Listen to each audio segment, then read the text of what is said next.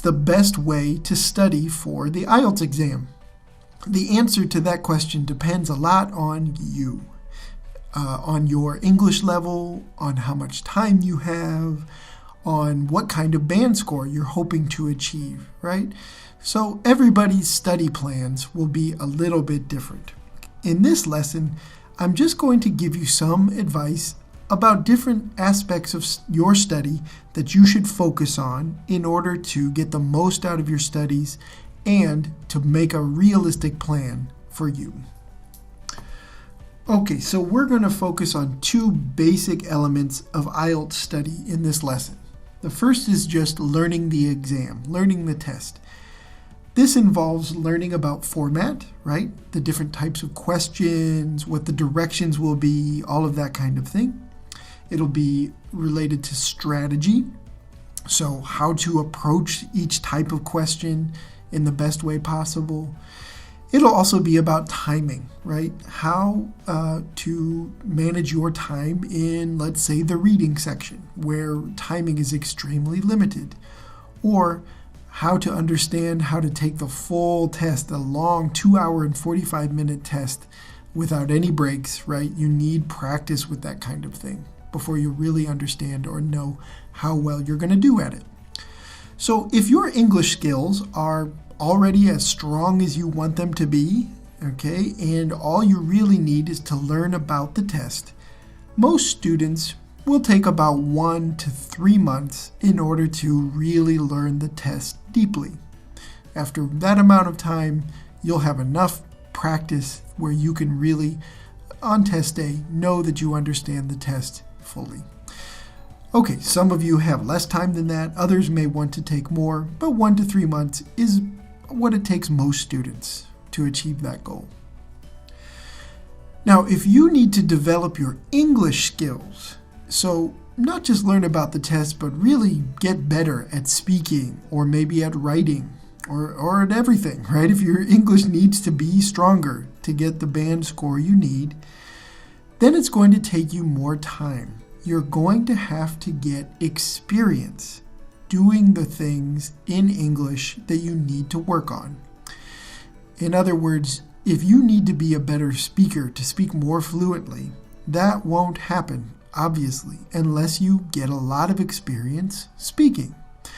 So, if that's your case and you need to really develop your English skills, it's going to take you longer. It's going to take you months, maybe years to get where you need to be.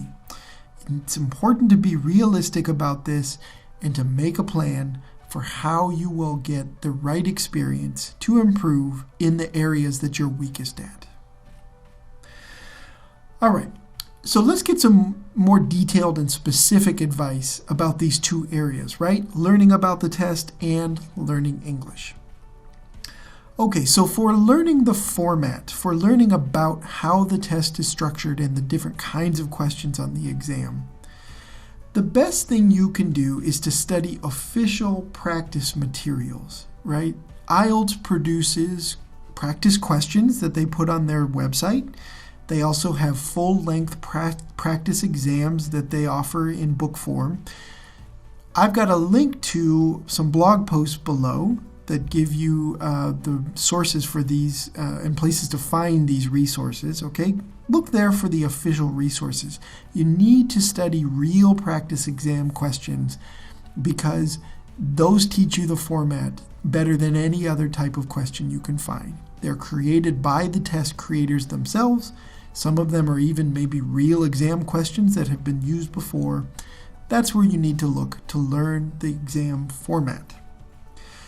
Now, official materials are not as good for test strategy. They're good for practicing, all right? So you can practice your strategies with official materials.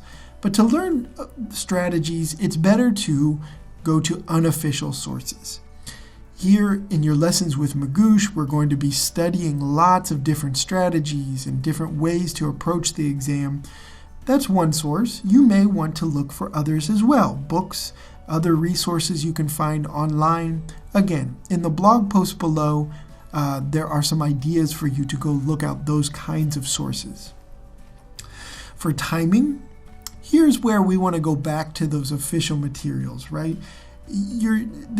Timing includes stamina, and stamina is your ability to take a long test, right? This long 2-hour, 45-minute test with no breaks. You need to practice the real materials with real timing, right? You can't just study an exercise here or one section here or there and expect to really know how you're going to do the timing of the exam. At some point, you need to take full-length exams, okay? So these can be from official materials, that's best, but you can also use unofficial ones. You need to take as many practice exams as you can. Not every day, you'll get tired, you'll hate it, okay? But you need to take some full-length practice exams regularly as you prepare for your real IELTS test. Okay, then for learning English, so what can you do? What kind of resources should you look for? Well, probably most of you, if you really need to develop your English, you're taking some kind of English class. How long is your class? Maybe an hour or two. Some of you may have a longer day of English classes if it's an intensive program. That's great. You should also, as you prepare for the IELTS, look for places you can practice outside of the classroom. Are you watching TV or listening to English radio, right? Are you listening to sources from around the world? Australia, Canada, United States, the UK. Many different accents are represented on the exam, and you need to go seek them out, right? Are you looking to meet native speakers? Are there clubs you can join? Is there somebody who could give you feedback on your writing? You need to be looking actively for resources outside your classroom to practice as much as possible. Okay? You should not just be focusing on grammar. Grammar exercises are helpful, sure, but they're not enough.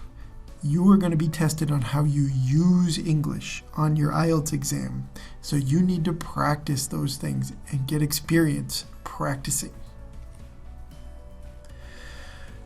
You should also be really focusing on your weakest skills. What is it for you? Is it writing? Is it speaking? You should be targeting that skill directly and getting extra help with it. Are there native speakers where you are? Can you find somebody, even if you have to just get a conversation partner online, right? Can you find some way to interact with native speakers as you prepare? It's a really important thing to do, especially for speaking and for getting feedback on your writing. As you practice listening material, you should, especially if you're taking the academic IELTS, focus on a high level, right? Academic sources are good. Good journalistic resources are important too. Again, in the blog post below, I've got some ideas for resources that you can use to really read and listen the type of material that will be on the IELTS exam. The goal is to focus your practice, to learn vocabulary, to learn the kinds of language that will be on the exam so you're prepared to the best of your ability.